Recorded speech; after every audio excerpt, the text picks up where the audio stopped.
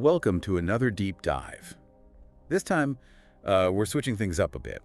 Instead of boring old articles and research papers, we're going to be exploring a whole bunch of podcasts about sustainability and climate change. Oh, very cool. Yeah, and we found podcasts on all sorts of different topics. Like, we've got some that cover the very basics of climate change, which is always good to revisit. Right. But we also have some that go super in depth into the fashion industry's impact on the environment, and even podcasts that offer advice for starting your own, eco-friendly business. Wow, that's a pretty wide range. It really shows how much climate change is affecting all these different aspects of our lives now. Absolutely. And that's kind of what we want to explore in this deep dive. We want to see how all these different topics, connect to each other.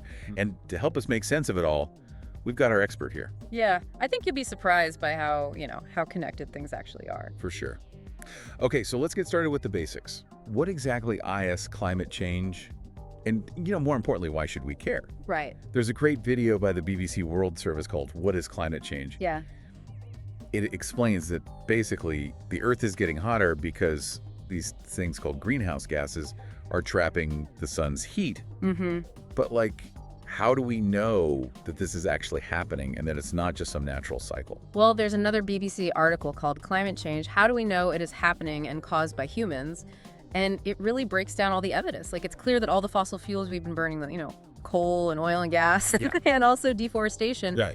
those are pumping a ton of CO2 into the atmosphere. Right. And that spike in CO2 directly matches up with the crazy fast temperature rise we've seen since the Industrial Revolution. So it's not just the Earth naturally warming up. It's because of U.S. Exactly. And the IPCC report, which is from the top scientists who study climate change, Yeah. they basically lay out what all this means for the future. And, well, it's not exactly a pretty picture. Yeah, the IPCC report states very clearly that climate change is a serious danger to us and to the health of our planet. And, one of the biggest impacts they highlight is that sea levels are rising, which could force millions of people to move, and it could cause a lot of coastal erosion. Wow. And, the really scary part is even if we could somehow stop all emissions today, we'd still see the sea level continue to rise because of all the heat that's already been trapped. So it's already baked in a way. Yeah, exactly. So that makes it sound pretty urgent. It really underscores how serious this situation is. Which makes you wonder, are people actually taking it seriously enough? Yeah. I mean, we all hear about it, but are we really doing enough? Yeah. Well, Cambridge University has a podcast that gets into that exact question. Podcast.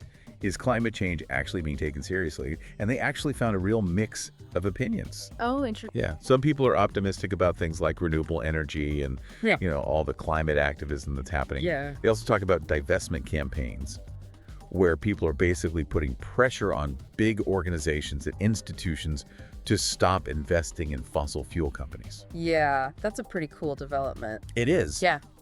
But then on the other hand, the podcast also points out that there's still a lot of inaction, especially from governments and big corporations. Right. It's we're kind of stuck between progress and, just complacency. What are your thoughts on that? It's definitely complicated. On the one hand, you see a lot of good changes, like the growth of the renewable energy sector and, people like David Attenborough who are doing a lot to raise awareness. Mm-hmm.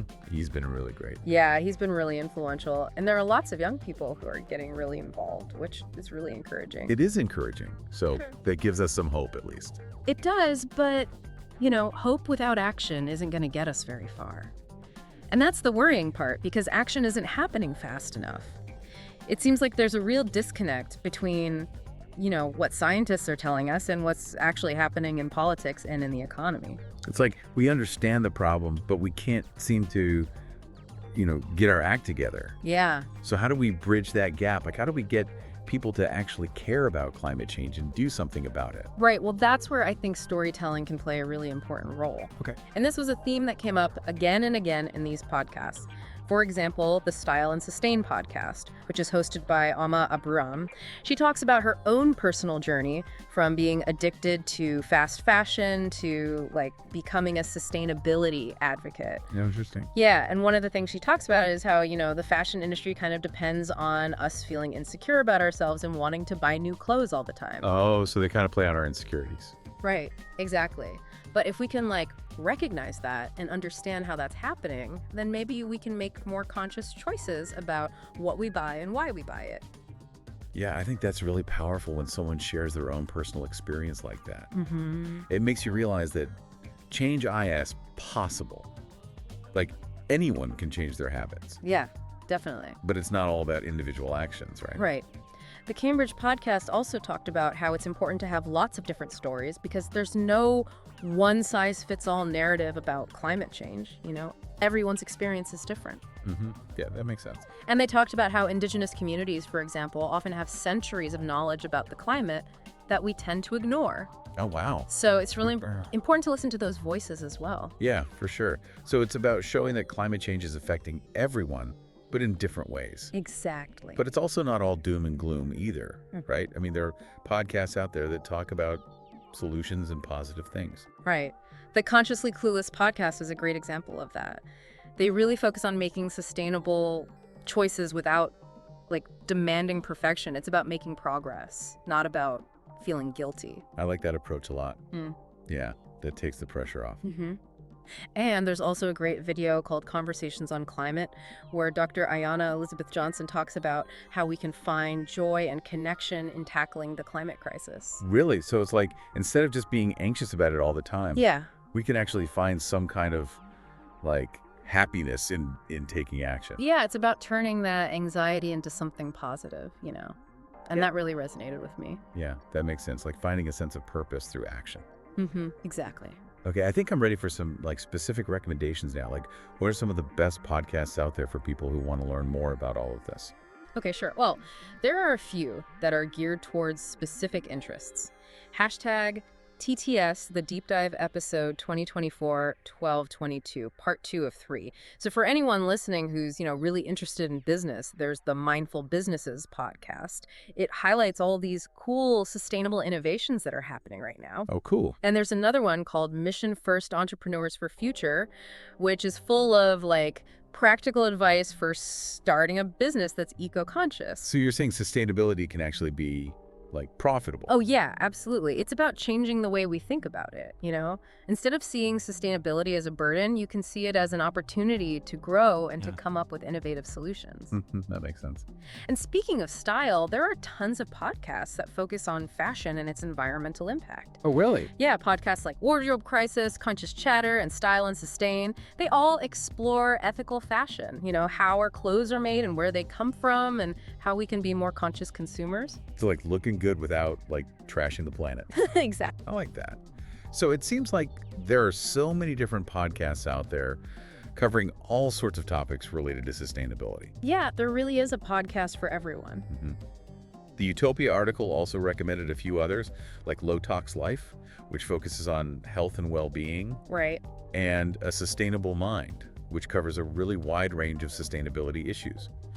But, it makes me wonder, can listening to podcasts really make a difference when it comes to climate change? Is being informed enough? That's a good question. And honestly, I don't think podcasts alone are going to solve the problem. Right. But they can be really powerful tools for raising awareness, And hopefully they can inspire people to take action. Okay, so it's like a starting point. Yeah. And if you think about all the topics we've talked about, from fashion to clean energy to city planning, it shows that there are so many different ways to get involved in climate action. It's not just about turning off the lights or recycling. Exactly. It's about systemic change. Yes, definitely. And that's why I think the Drill podcast is so interesting. Okay. Because they frame the whole climate crisis as a true crime story. Oh, wow. Yeah, it's a really unique take. They basically investigate the actions of the fossil fuel companies and show how they've been deliberately misleading the public and blocking climate action for decades. So it's they're the villains in this story. Well, in a way, yes. And what's really effective about Drilled is that they expose all the evidence, all the PR campaigns, the lobbying efforts, misinformation. It's all there. Wow. It actually sounds kind of like a conspiracy thriller. It does, doesn't it? But it really brings home the fact that climate change isn't just some unavoidable natural disaster. Right. It's the result of specific choices that people have made. And those choices can be changed. So it's like, we have the power to change the story. Exactly. So if those companies are the villains, who are the heroes? Well, the heroes are all the people who are fighting for a better future, Right. the activists, the scientists, the policymakers, the entrepreneurs, everyone who's working to create a more sustainable and just world. Okay. And there's a podcast called Outrage and Optimism that features conversations with all sorts of people who are working on climate solutions. It's really inspiring to hear about all the amazing work that's being done. I bet.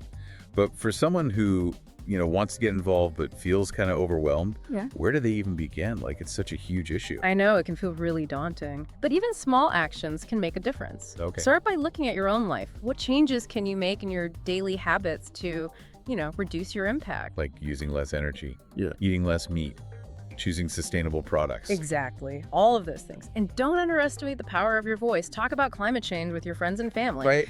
Get involved in your community. Yeah. Support organizations that are working on solutions. And contact your elected officials. So it's about using our voices to demand change. Exactly. And remember, it's not about being perfect. It's about progress. It's about constantly learning and adapting and working together to create a better future.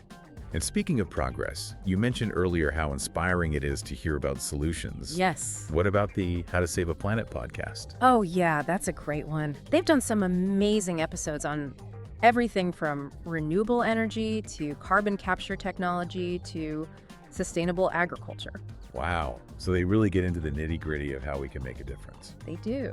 And they also highlight the importance of things like gender equality in addressing the climate crisis. Oh, interesting. I hadn't thought about that. Yeah, they make the point that climate change isn't just an environmental issue, it's also a social justice issue. Right? So it's about creating a world that's not just sustainable, but also equitable and just. For everyone. Exactly. And that's why it's so important to have all these different voices and perspectives in the climate conversation. Absolutely. And that's what I love about podcasts.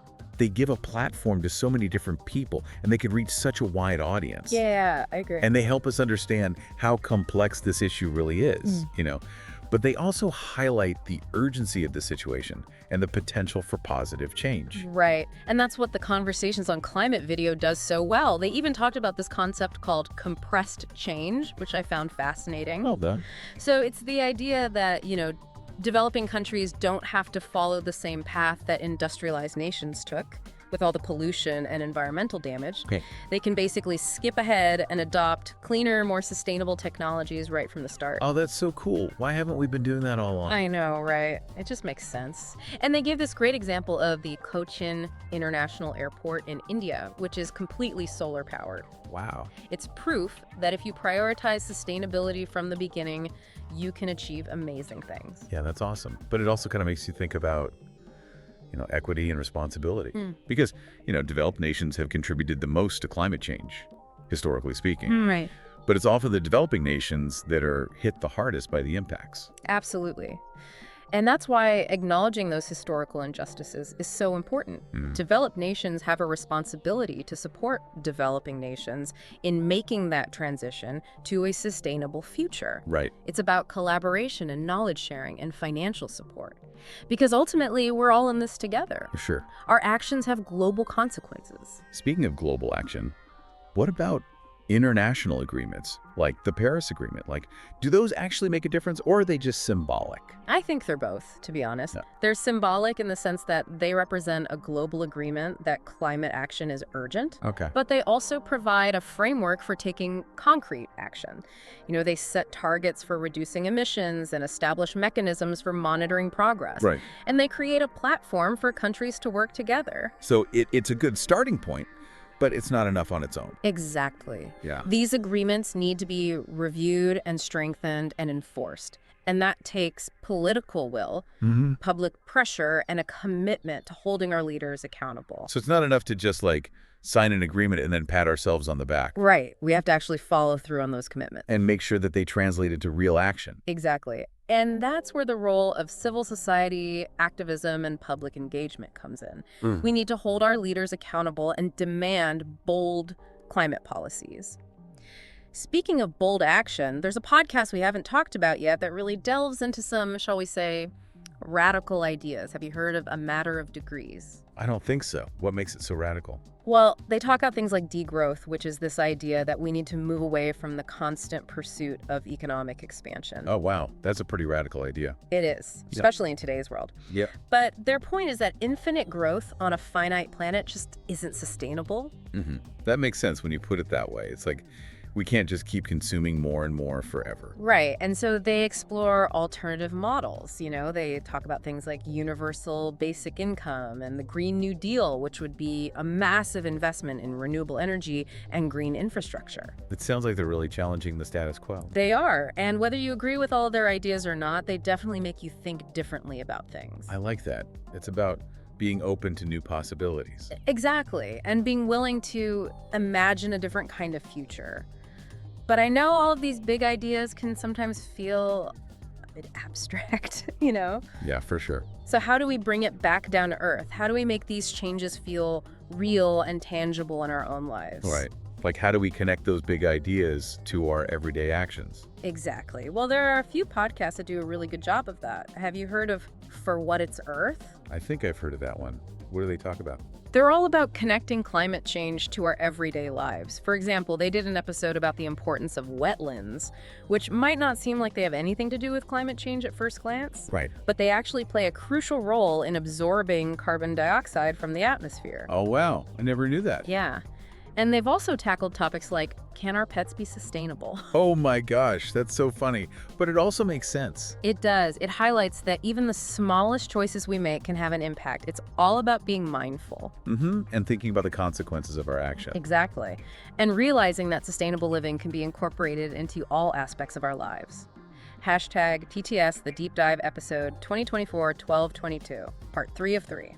Yeah, it really highlights how climate change isn't just something like way off in the future. Right. It's affecting our everyday lives right now. It is, yeah. And it reminds us that even our small choices, they can all add up to make a difference. Yeah. It's like everything we do has this ripple effect. Exactly. What we eat, what we wear, how we travel, even how we care for our pets. Like, it all matters in the grand scheme of things. Yeah, and that's where I think sustainable living comes in. Okay. It's about being more conscious of our choices, you know? Trying to reduce our impact without feeling like we have to completely give up everything we enjoy. Right. So it's not about like living in a cave and, eating twigs. No, not at all. It's about finding a way to live that's in balance with the planet. And it's a journey. It's not a destination. Okay. Like, progress is more important than perfection. Yeah, that's a good way to put it. So for someone listening who wants to start living more sustainably, where's a good place to even start? Like, what are some practical things they can do? Well, there are a lot of simple things, Yeah. We can reduce our energy use by choosing energy efficient appliances Right? or switching to renewable energy sources. Okay. Even just being mindful of our heating and cooling can make a difference. Yeah. And then, of course, there's transportation. That's a big one. Yeah, it's huge. So walking, biking, taking public transportation whenever possible. Right. And, if you do need a car, choosing a more fuel efficient one. Okay. And let's not forget about food. Reducing our meat consumption, buying local produce, and trying to minimize food waste. It seems like, everything is connected, like all these different areas of our lives. It really is. And then being more mindful about what we buy is super important. So looking for products that are ethically sourced, sustainably produced, and made to last. It's about quality over quantity. Exactly. And it's about supporting companies that are genuinely committed to sustainability. Yeah, it's about, voting with our wallets. Yeah. And speaking of making informed choices, the Low Tox Life podcast had some really eye-opening information about harmful chemicals in our homes, Oh, yeah. like in our cleaning products and our personal care products. Yeah, they give some great advice on how to reduce our exposure to those toxins. So it's about making healthier choices for ourselves and for the planet. Exactly. It's a win-win. Yeah, absolutely. So we've covered a lot today. I mean, we started with the science of climate change, and then we talked about the power of storytelling and then all the different ways we can take action. But I want to come back to something you said earlier about hope. Because in the face of such a huge challenge, how do we stay optimistic? How do we not just give in to despair? Honestly, that's something I struggle with too. Yeah, There are definitely days when it feels overwhelming. right. But then I remember how resilient humans can be, how creative and resourceful we are. And I think about all the amazing people who are working so hard to make a difference, and that gives me hope. So it's about choosing hope over despair, choosing action over apathy, Yeah. and remembering that we're not alone in this. Absolutely not. There are millions of people around the world who are fighting for a better future, and that's what gives me hope. It's knowing that we're not just bystanders. Yeah. We can actually be part of the solution. Exactly. We have the power to shape our own destiny. And I think that's what these climate podcasts do so well.